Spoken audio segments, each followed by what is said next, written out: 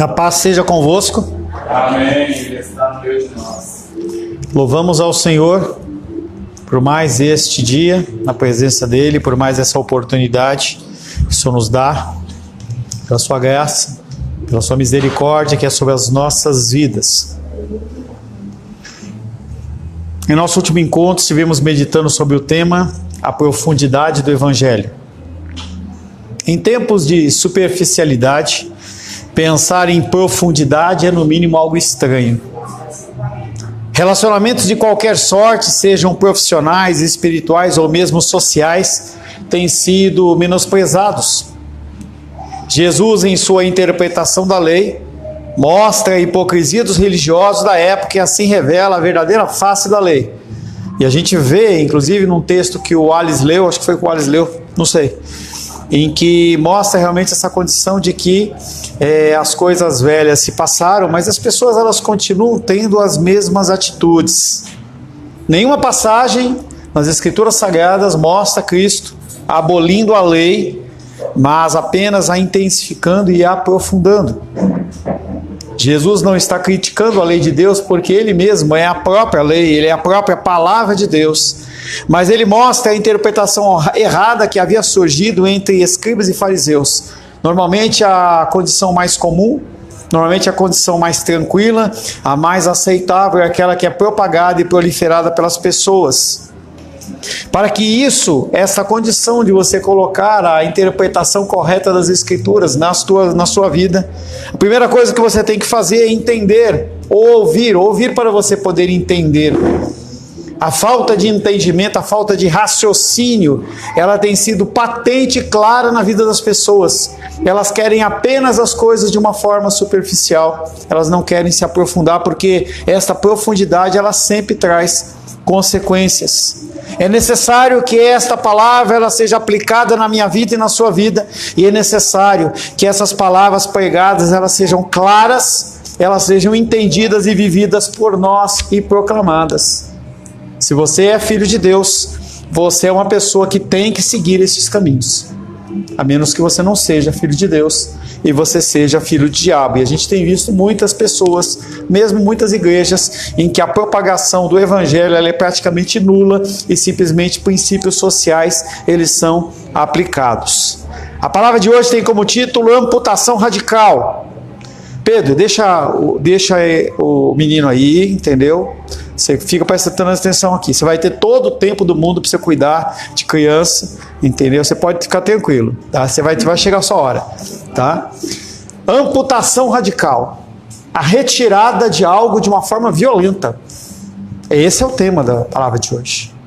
Quando nós pensamos em uma enfermidade, nós não queremos que ela seja eliminada parcialmente. Se é detectado um câncer, a pessoa ela não vai pensar em amputar apenas uma parte, tem que ser feito de uma forma rápida e de uma forma violenta. O tratamento de câncer é uma das coisas mais agressivas dentro da vida das pessoas, em que a pessoa ela fica refém de todo um tratamento sem saber o que vai acontecer.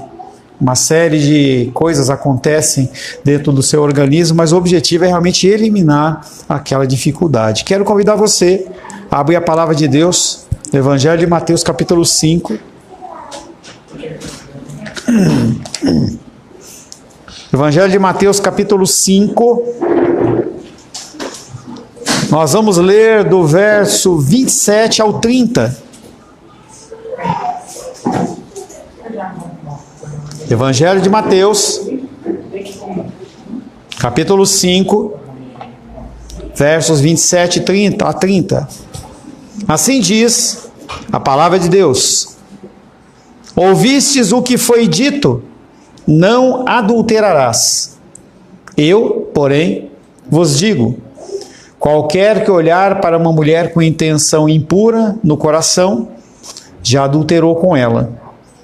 Se o teu olho direito te faz tropeçar, arranca-o e lança-o de ti, pois te convém que se percam nos seus membros e não seja todo o seu corpo lançado no inferno. E se a tua mão direita te faz tropeçar, corta e lança-a de ti, pois te convém que se perca um dos seus membros e não vá todo o seu corpo para o inferno. Palavra do Senhor, amém? Senhor, te louvamos, adoramos e bendizemos pela tua graça, pelo teu amor. Queremos, Pai querido, ouvir a tua voz, queremos ouvir a tua direção. Precisamos, Pai querido, que o Senhor fale conosco. Peço que o teu Espírito Santo, Pai, nos dê o entendimento, que nós possamos, Pai querido, ouvir, entender, viver e proclamar nas nossas vidas. Peço, Pai, que eu seja capacitado pelo Senhor a trazer uma mensagem santa aos nossos corações. Oro em nome de Jesus. Amém. Pode se assentar em nome de Jesus.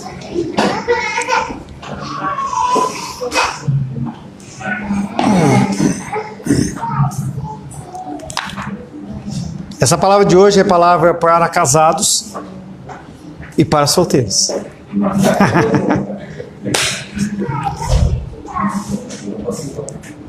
Quero que você preste bastante atenção nessa palavra, porque não é uma palavra light. É uma palavra dura. E se não é dura porque você o faz, é porque você já fez. Ninguém aqui se exclui dessa palavra. Mateus capítulo 5, 27 a 30 vem falando sobre a questão do adultério. Sempre que nós olhamos a palavra de Deus, nós temos que pensar dentro do sentido lato, ou seja, o sentido que foi dado naquele momento, e também a questão de uma possível aplicação de uma forma mais extensa, abrangendo uma série de outros assuntos. Jesus observou um contraste entre a tradição dos rabinos e seu próprio entendimento da lei a respeito do homicídio, como nós vimos na semana passada. E nós falamos que a questão do homicídio, ela não é simplesmente você tirar a vida de alguém. Se você tiver uma mágoa no teu coração em relação a um terceiro, você está matando ele. Heloísa, olha para aqui. Silêncio, tá? Tudo bem? Nós temos que entender que o homicídio não é só você matar a pessoa. Mas às vezes você deixar de falar com a pessoa, você não perdoar a pessoa, você ter rancor com a pessoa, isso é um assassinato. É um homicídio, assim diz a palavra de Deus, como nós meditamos na semana passada. E aí nós temos que entender que essa mesma abordagem vem sendo aplicada, ela vai também ser aplicada em relação ao adultério. Nós vamos falar um pouco sobre essa condição da relação sexual ilícita, seja no período pré-casamento ou no período pós-casamento. Não vou aprofundar muito em algumas coisas, eu sou professor dessa matéria dentro da faculdade, porque não cabe aqui. Mas, conforme se for necessário, um dia a gente marca e a gente fala um pouco mais profundo, tira as crianças daí e nós vamos falar de algumas coisas um pouco mais sérias.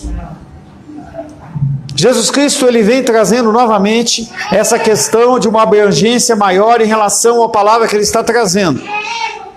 A proibição abrange todos os aspectos que fazem parte do contexto desse pecado específico. Adultério. Você pode levar para o adultério físico e também o adultério espiritual. O povo de Israel, ele tinha um problema sério de adultério espiritual. Adoração a outros deuses, que não tem a ver com imagem e escultura, também tem, mas não é só imagem e escultura, que é aquilo que o Felipe falou em abertura de algum dos hinos, falando sobre a questão do nosso coração como uma fábrica de ídolos. Nós geramos ídolos nas nossas vidas. Filhos, ministério, trabalho, recurso financeiro, empresa e toda sorte de coisas, elas podem se tornar ídolos e também pode levar você a cometer um adultério. Mais uma vez, Jesus inicia os pontos de vista da tradição e sua própria visão, dizendo: ouviste o que foi dito, não adulterarás. Esse não adulterarás é um reflexo de Êxodo 20, verso 14, quando fala do 7º mandamento. Os mandamentos, eles têm, os 4 primeiros mandamentos, eles vêm falando sobre o nosso relacionamento com Deus e depois o nosso relacionamento com o próximo, sempre dentro da máxima: amar a Deus sobre todas as coisas e, numa condição semelhante, o próximo como a ti mesmo. E ele fala: não adulterarás. Eu, porém, vos digo. E aí ele vem trazendo a condição do que é mais complicado, não é simplesmente a pessoa ser pega num flagrante delito, como foi o caso, por exemplo, da mulher adúltera, em que aqueles homens, aqueles religiosos pegaram apenas a mulher e falam assim: ei Jesus, estamos aqui com ela, foi pega em flagrante adultério e ela merece ser apedrejada, assim diz a lei de Moisés, o que você diz? E aí ele fala: quem não tem pecado, atire a primeira pedra. De certa forma ele está falando, se você não adulterou a palavra de Deus em alguma outra coisa, se você realmente está casto, você está puro, você está totalmente irrepreensível, execute o julgamento. E a gente sabe que, exceto Cristo, ninguém poderia executar esse julgamento. E Jesus Cristo, naquela condição que era um pecado real, não havia em nenhum momento a mulher, ela fala, eu não cometi adultério, ela cometeu adultério. E Jesus fala, vá e não peques mais. Ele executa um julgamento de uma forma diferente, apropriando-se da misericórdia, que é algo que nós não praticamos. Quando nós vemos alguém agindo contra nós, quando nós vemos alguma pessoa agindo errado, nós executamos um juízo ferino, radical, sobre a vida da pessoa, mas esquecemos que a palavra de Deus diz que nós temos que perdoa as nossas ofensas ou as nossas dívidas, assim como nós perdoamos os nossos defensores e ofensores, e nós temos que entender que essa relação é uma relação que mostra o teu cristianismo e aonde você está, aonde está o seu coração.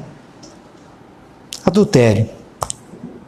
Aonde está essa questão em que Jesus Cristo ele tem essa autoridade?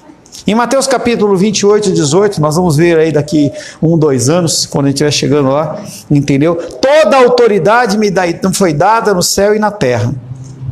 Essa autoridade era uma autoridade que fazia com que Cristo falasse e as pessoas ouvissem. Talvez esteja faltando um pouco de pureza, um pouco de santidade no seu coração, para que as pessoas possam ouvir aquilo que você está falando. Quando Jesus falava, as pessoas elas se calavam. Em João capítulo 12, verso 49, diz, porque eu não tenho falado por mim mesmo, mas o Pai que me enviou, esse me tem por escrito o que dizer e o que anunciar, e graças a Deus, eu tenho esse privilégio de estar diante de vocês, agindo desta mesma maneira. E aí o que acontece é que você tem que ter o discernimento tal que você ouça aquilo que é falado, você separa aquilo que é trigo e aquilo que é joio, porque eu sou um ser humano como você, mas aquilo que é trigo você tem que ouvir, você tem que aplicar na sua vida. Essa mesma autoridade que estava sobre a vida de Cristo, também está sobre a minha vida, está sobre a sua vida quando você pratica as coisas que Ele assim o comandou. Portanto, o pronunciamento que Jesus fez em Mateus capítulo 5 é nada menos do que um pronunciamento do próprio Deus. Nós vivemos em uma época promíscua. A época de Paulo era uma época complexa. Todo o discurso de Paulo, ele acaba circundando essa área da sexualidade. A gente vê Gálatas capítulo 5 falando exatamente sobre essa condição da prostituição, impureza e lascívia. Nós não temos tempo para trabalhar esse contexto, seriam 2 horas de ministração aqui para falar sobre isso. Mas vem falando sobre o problema da sexualidade dentro da cultura greco-romana, e hoje está pior do que lá. Quando a gente olha o tempo de Sodoma e Gomorra, nós estamos piores do que eles. Quando a gente vê a cultura greco-romana, a sociedade em que nós vivemos, ela está pior do que nós, do que a que eles tinham. Estamos vivendo em uma época na qual o pensamento de Deus é considerado apenas isso, uma opinião, anulada pela voz da maioria que contradiz o parecer dele. Ou seja, se olha para a palavra de Deus como se fosse apenas mais uma opinião. E muitas vezes você tem feito isso. Quando você pondera se você vai seguir ou não, obedecer ou não, você está dizendo, talvez a minha opinião seja melhor, mais sábia do que a do próprio Deus. E aí você cria um ídolo. Essa é a dinâmica. Nossa cultura passou por uma revolução sexual na década de 60, 70, com o evento de Woodstock e tudo mais. Era uma época que vinha de muita repressão, e quando as pessoas elas se encontram naquele festival em especial, há toda uma revolução sexual em que mudou o mundo para sempre. Nunca mais vai voltar àquela condição. O mundo ele trabalhava como se fosse um pêndulo. Aquela condição da sexualidade, ela ia para um lado e depois ia para o outro. E o Senhor, ele vinha executando o juízo dele, fazendo com que as pessoas elas voltassem e trouxessem o nível do que é o correto segundo as Escrituras, segundo um padrão normal, e depois de década de 60, década de 70, nunca mais foi o mesmo. Mas não é algo que começou apenas agora, começou lá na Idade Média, na desconstrução do quê? Do conceito da teologia, de que Deus ele é o centro de todas as coisas, e coloca o homem dentro do centro das coisas. O homem ele começa a aparecer como alguém que é o principal, aquele que tem que ser satisfeito, aquele que tem que ser os seus desejos satisfeitos.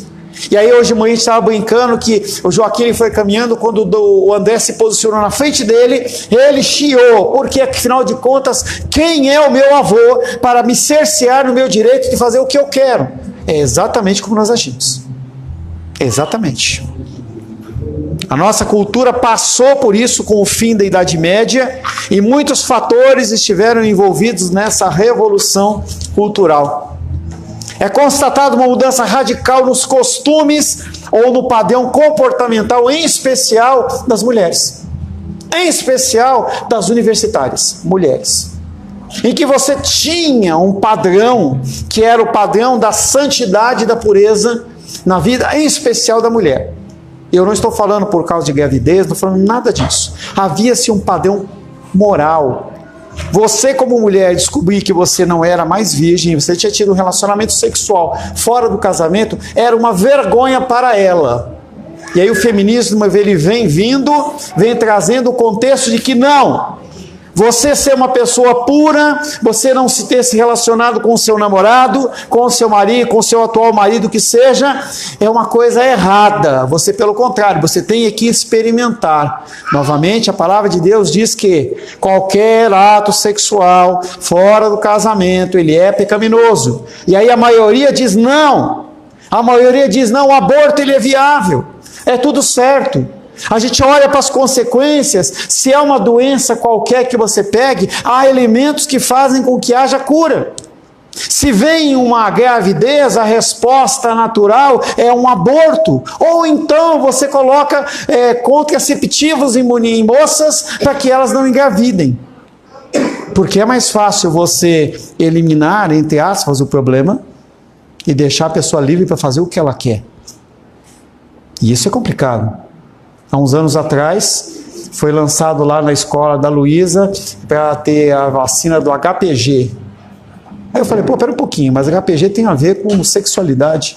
Eu não quero isso para minha filha. Por que eu vou dar essa liberdade? Não, mas você tem que proteger. Não tem.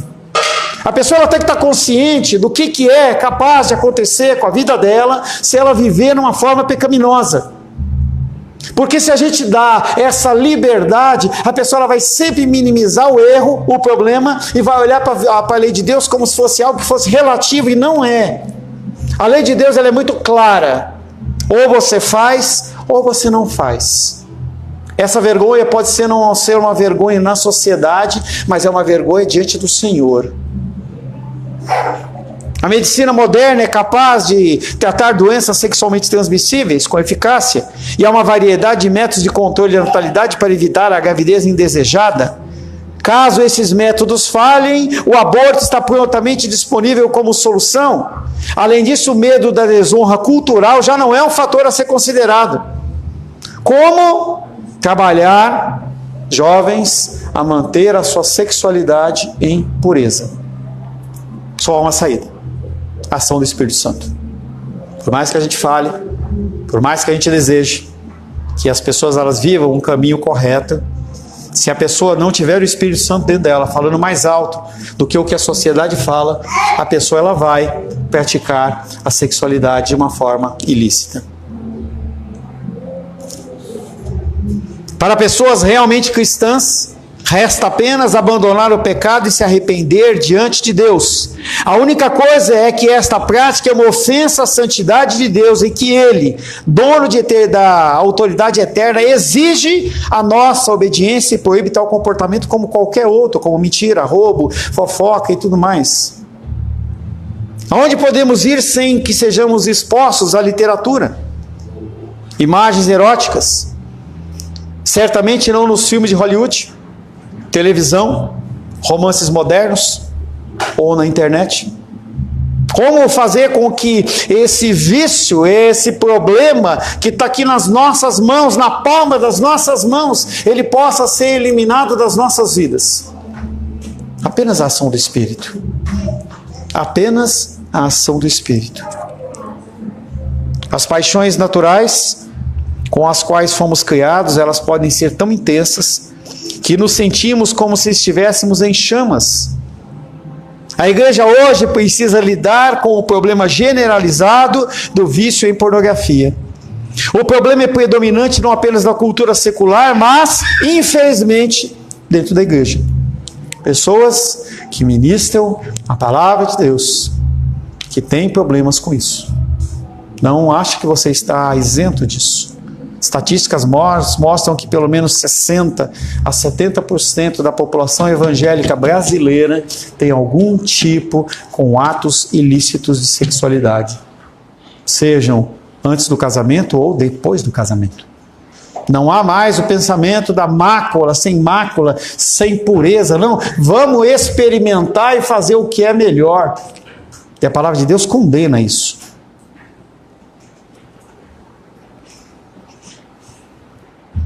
Se o estímulo sexual está inflamado no período das exposições paulinas, como está agora?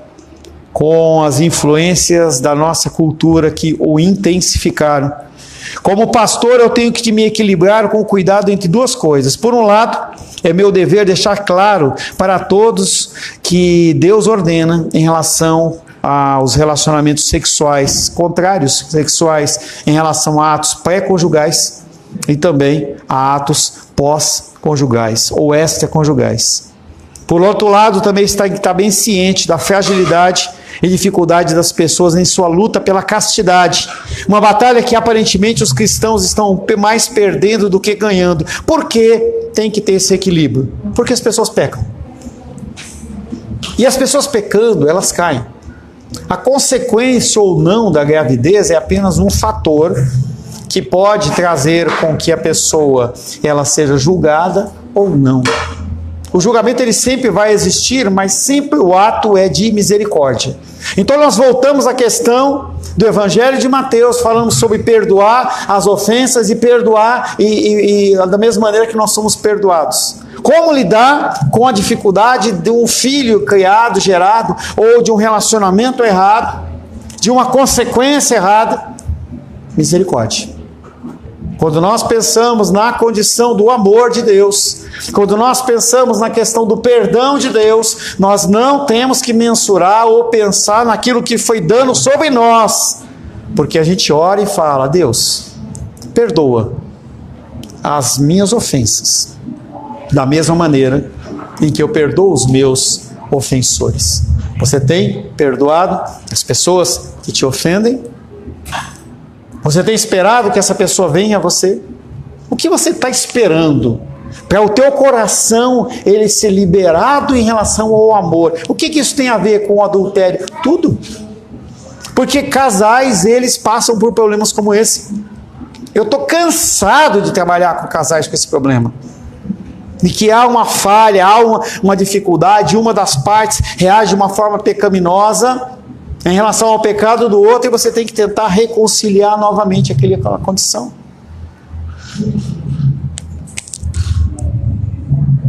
Devemos sempre exigir o padrão bíblico nesta batalha e ao mesmo tempo administrar a misericórdia de Deus aos que caem. Certa vez uma moça no último ano da faculdade que estava noiva veio falar comigo. E ela me disse que se sentia tomada de culpa por se envolver sexualmente com o seu noivo antes do casamento. A jovem chegou a falar com outro pastor a respeito, e ele disse o seguinte: o problema não é o sexo antes do casamento, e sim essa cultura de ética cristã, obsoleta e puritana, que as igrejas pregam. Isso está errado. Há toda uma agenda homossexual dizendo que nós temos que acabar com a família. Esse padrão de homem, mulher e filhos tem que acabar. E isso é o que eles falam. E se nós não agirmos de uma forma, não no sentido de acusarmos, mas no sentido de alicerçarmos as nossas famílias dentro dos padrões cristãos, em todos os aspectos, nós vamos ser uma pedra de tropeço. ao invés de um remédio para a cura. As pessoas, elas não sabem o que fazer mais. Elas não sabem como agir. Esse pastor disse que ela se libertaria da culpa se aceitasse que a sua atividade sexual era apenas uma expressão da sua maturidade. Obrigado. Apenas uma ação da sua maturidade. A despeito do que ele dissera, a moça continuou se sentindo culpada por esse motivo e veio novamente falar comigo. E eu disse: você está se sentindo culpada porque realmente você é culpada. Não tem outro. Obrigado. Não tem outra coisa a ser feita a não ser se arrepender. Você tem que se arrepender do seu pecado e mudar o seu comportamento. Isso vale para todas as nossas esferas de entendimento. Por isso que a palavra do Senhor ela é tão abrangente. Então você vai para as questões naturais, para as questões sociais, e você começa a trabalhar de uma forma diferente. Eu não vou agir com a pessoa da mesma maneira que ela agiu comigo. Pelo contrário, eu vou mostrar Cristo para ela. Isso não é fácil, mas é possível, porque o Senhor nos exige fazer isso. A solução para a culpa verdadeira não é negá-la ou justificá-la, mas o perdão verdadeiro, e para isso um arrependimento verdadeiro. Mateus 5:28 diz: eu, porém, vos digo, qualquer que olhar para uma mulher com intenção impura no coração, já adulterou com ela. O compromisso ele tem que ser radical. E nós vivemos num tempo em que os homens eles estão ficando femininos e as mulheres elas estão ficando masculinas. E os homens eles não estão sendo homens verdadeiros. Eles estão sendo uma versão mais misturada da mulher. Inclusive casais que dividem o frufru no cabelo e vai embora, daí para coisa, entendeu? E aí a pessoa ela começa a tomar uma série de atitudes e decisões na vida dela que mostram que ele não é um homem macho. Ele é um homem mais feminino. Porque a sociedade ela exige que você não seja uma pessoa masculina. Você tem que ser uma pessoa mais sensível. Uma pessoa que chore. Mas na verdade a mulher ela precisa de alguém que cuide dela. A criação bíblica mostra um homem sendo protetor. Mostra o homem que se tiver que tomar uma pancada, é ele que toma. E a gente tem visto o quê? Homens frágeis. Homens que não sabem se posicionar. Homens que não sabem lidar com as coisas. Porque eles não foram ensinados, através do exemplo, como agir. Eu, porém, vos digo, qualquer que olhar para uma mulher com intenção impura no coração, já adulterou com ela. Jesus não está dizendo que cobiçar e cometer adultério são atitudes igualmente ruins, mas que mesmo se nos abstivermos de adulterar fisicamente, não necessariamente estaremos cumprindo toda a abrangência da lei de Deus. E aí ele radicaliza, verso 29. Se o teu olho direito te faz tropeçar, arranca-o e lança-o de ti, pois te convém que se perca um dos teus membros e não seja todo o teu corpo lançado no inferno. Aqui Jesus volta a atenção dele para o olho transgressor, pois sabe como o adultério começa. Esse pecado geralmente tem início apenas como uma olhadinha. E a gente vê a condição de Davi, um homem segundo o coração de Deus, em que ele deveria estar no meio da batalha, estava lá na casa dele, andando sem fazer nada. Se ele tivesse nos dias de hoje, estaria lá com o celular, fazendo scrollzinho lá, rodando para cima e para baixo. E aí ele vê Batseba tomando banho, e não sei porque ela está tomando banho ali numa situação exposta. A Bíblia não fala qual que é o contexto daquilo, mas ele olha, se interessa, e a cobiça dele não fica apenas nos olhos, ele vai lá e adultera com aquela mulher, e você conhece muito bem essa história. Daquele olhar veio a cobiça, e da cobiça o adultério. O aspecto visual do estímulo erótico não deve ser minimizado. Por isso que, pais, cuidado com o celular na mão dos seus filhos. Eu não estou falando de cristianismo. Eu estou falando de neurologia. Você entregar o teu filho, o celular na mão dele, Ele vai começar a aprender a rodar as telinhas lá de TikTok, de Kuai, de não sei o que, aquele inferno que seja, e ele vai ter dano cerebral. Ele vai ter dificuldade. Crianças abaixo de 7, 8, 9 anos não deveriam ter celular na mão. E aí está gerando tá tendo uma geração de pessoas que vocês vão ver lá na frente a dificuldade delas em lidar com as coisas. Quem diz isso é a neurologia, não é a Bíblia. E você continua entregando o celular para o teu filho. Por quê? É mais fácil de controlá-lo. É mais fácil o menino que nem o Daniel está lá na dificuldade dele, eu vou lá e dar o celular na mão dele, ele vai ficar olhando lá, e vai ficar olhando, e vai ficar olhando. E o desejo do coração dele não vai ser necessariamente querer o Senhor, ele vai querer as coisas do que as pessoas estão falando. Se ele vai lá na casa do Felipe e vê o Felipe ouvindo um sonzão, ele vai imaginar, eu quero é isso, e vai começar a procurar o som. Ele anda com o avô dele vendo o caminhão, ele vai ficar procurando só coisa de caminhão, e a mente dele começa a ser danificada. Os neurônios, os caminhos neurais da pessoa começam a ser danificados. A gente está vivendo uma última geração de pessoas que realmente conseguem pensar. Graças a Deus, eu olho para minha filha e falo assim, eu tenho divergências do pensamento com ela, mas ela pensa.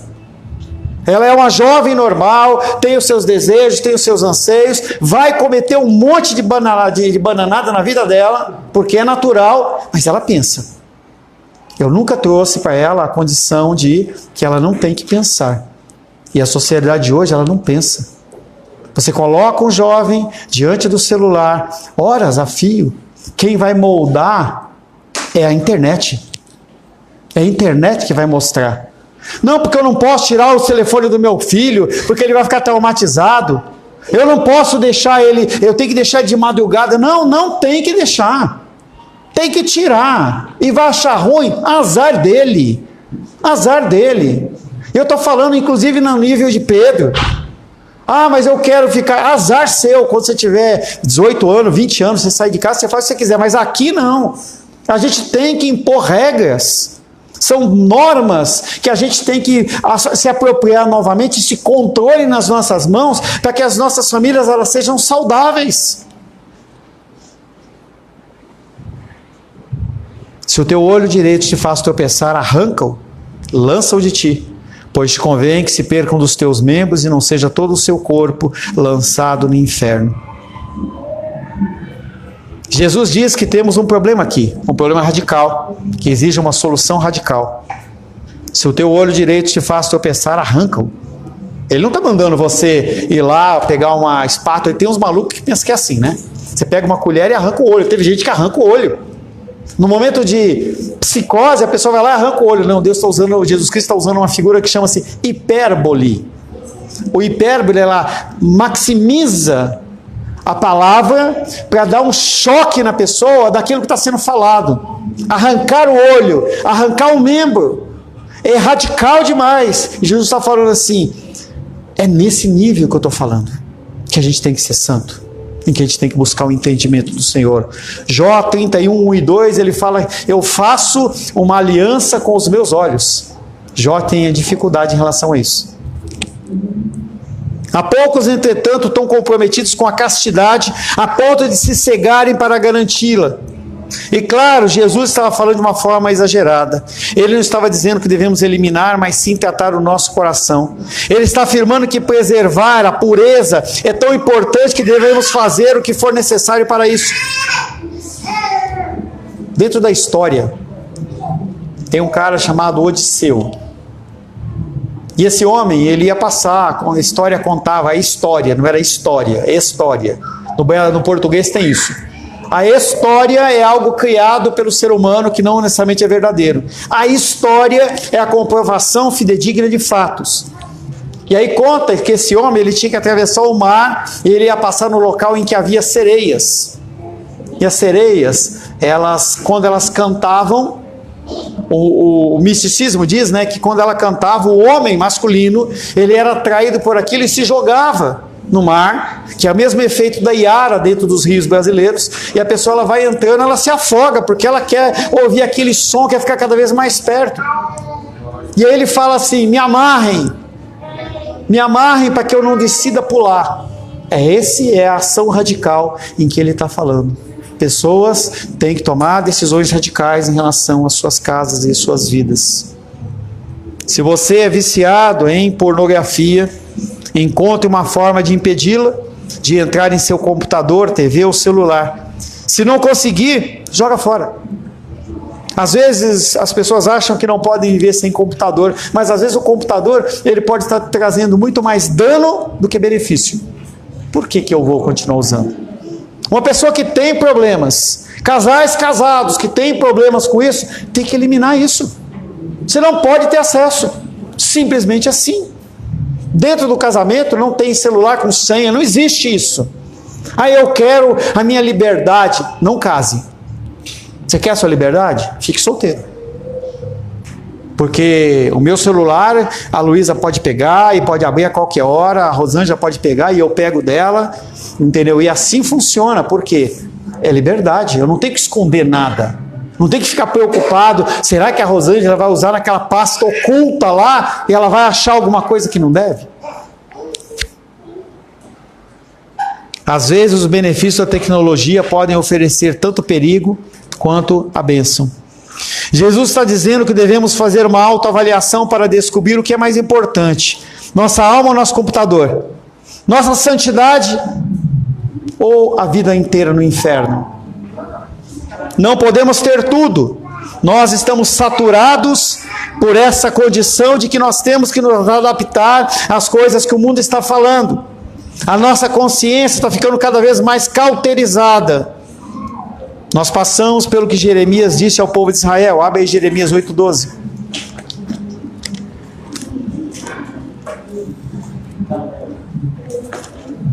Jeremias, capítulo 8, verso 12. Jeremias está falando aqui sobre a questão do adultério. Seja ele espiritual, seja ele físico. Jeremias 8:12 diz o seguinte: serão envergonhados, porque cometem abominação, sem sentir por isso vergonha, nem sabem que coisa é envergonhar-se. Portanto cairão com os que caem, quando eu os castigar, tropeçarão, diz o Senhor. A sua vergonha, ela tem que ser gerada numa força motora para que você se arrependa da sua prática. Práticas do passado, práticas do presente e práticas também do futuro. Lutero, um homem comum, admitiu que lutava contra a luxúria e afirmou uma frase muito conhecida que vem dele: eu não posso evitar que pássaros voem sobre a minha cabeça, mas eu posso evitar que eles façam ninho nela. Então eu não tenho como evitar que o mundo ele esteja degradado desta forma, mas eu posso impedir que as coisas que não são do Senhor passem na minha televisão, estejam no meu celular ou passem diante dos meus olhos. Do mesmo modo, Jesus diz que devemos aproveitar todas as oportunidades para manter a pureza antes, durante e depois do casamento. E ele fecha esse verso 30 dizendo: se a tua mão direita te faz tropeçar, corta, lança de ti, pois te convém que se percam dos teus membros e não vá todo o corpo para o inferno. A cultura islâmica, ela trabalha da seguinte forma: se você for pego em roubo, eles cortam uma mão. Se você for pego outra vez, corta a outra mão. E o objetivo é para que a pessoa ela se arrependa. Há punição grave, sim, mas também que ela mude o comportamento dela. Será que Deus ele vai ter que cortar uma mão sua ou um membro seu, falando de uma forma hiperbólica ou metafórica, para que você corrija a sua vida? É melhor viver aleijado a ter a alma lançada no inferno. Um dos maiores atrativos do pecado sexual é o entendimento que todo mundo faz, é comum. Isso é uma bomba no colo dos jovens, porque o jovem olha para o lado e fala assim: todo mundo faz, é comum, é normal. Não, não tem nada de normal. Não tem nada de normal. Eu não fui ensinado assim. Eu não tive esse privilégio. Minha esposa não foi ensinada assim. Quando nós nos conhecemos, o pastor ele falou assim: vão se conhecer. Ele deixou a gente liberalmente fazer o que a gente quisesse. Você está ouvindo isso. Em especial os mais jovens que não são casados. Você está ouvindo isso. Se você não sabia, agora você sabe. Ato sexual antes do casamento vai contaminar a sua vida pós-casamento. Você não vai ter uma vida abençoada. Deus agiu com misericórdia comigo e com a Rosângela? Sim. Nós temos 23 anos de casado. Talvez eu possa contar e talvez ela teste. Pelo menos por 13 ou 15 anos foi um inferno. Porque nós não entendíamos a sexualidade segundo o padrão bíblico e a gente queria viver para nos satisfazer. É preciso coragem moral para remar contra a maré. Mas Jesus é quem nos chama a isso. E Ele nos revogou este chamado. No segundo século, Justino Mártir defendeu o cristianismo diante do imperador Antonino Pio, dizendo: Helena, por favor, Helena, sente. Por favor. Justino Mártir defendeu o cristianismo diante do imperador romano, dizendo: se você quer uma prova real do nosso cristianismo, basta observar a nossa pureza sexual. Ele apontou para a ética cristã da pureza para provar o poder do Evangelho. E, infelizmente, hoje em dia, dificilmente poderíamos pedir a esses críticos, as pessoas que dizem que o cristianismo ele é fraco, que é uma mentira, para observar a nossa sexualidade. Modo de agir, modo de vestir, modo de falar. Todas essas coisas, será que refletem realmente que nós somos cristãos? Quando você estiver diante do Senhor, você vai apresentar o que diante dele em relação à sua sexualidade? Se a palavra de Deus revela que você pecou, busca purificação. Jovens solteiros, se vocês não são casados e perderam a virgindade, podem voltar a ser virgens e puros diante de Deus, pois quando Ele perdoa os nossos pecados, Ele nos torna puros pelo sangue do Cordeiro. Casados em Cristo, perseverem em manter o leito puro e sem mácula. Homens e mulheres, façam aliança com seus olhos, como Jó fez, e se mantenham limpos diante do Senhor. Amém, queridos? Amém. Senhor, em nome de Jesus, louvamos o Teu nome, agradecemos pela Tua graça e pelo Teu amor. Quero, Pai querido, colocar a nossa vida na Tua presença. E eu peço que você curve a sua cabeça, feche os seus olhos e comece a colocar a sua vida diante do Senhor. E mesmo em silêncio, repita comigo essa oração. Senhor Deus, eu quero colocar a minha sexualidade diante do Senhor. Sei que pequei no passado, Pai, em pensamentos e atos. Sei que envergonhei o Teu santo nome, contaminei o meu leito, contaminei a minha vida. Mas, Pai, quero ser puro diante do Senhor. Preciso que o Senhor me dê força, que o Senhor me dê vigor e capacitação para remar contra a maré. E que eu possa, Pai querido, ser constrangido pelo Senhor todas as vezes que eu sair do caminho reto que o Senhor tem para a minha sexualidade. Oro em nome de Jesus. Amém. Graças ao nosso bom, querido e amado Deus.